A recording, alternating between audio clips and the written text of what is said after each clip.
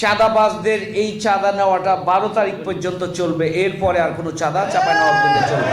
এখানে যারা আছেন কোনো না কোনোভাবে আপনাদেরকে চাঁদা দিতে হচ্ছে। আমি তো আশ্চর্য হয়ে যাই, এখানকার প্রতিটি কাজে কেউ না কেউ চাঁদা নেন। কারা তারা এটা চিহ্নিত করতে হবে।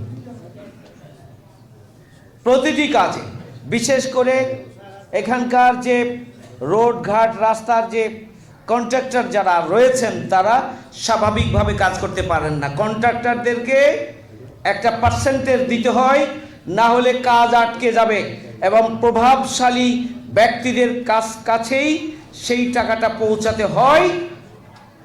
এটা খুবই দুর্ভাগ্যজনক।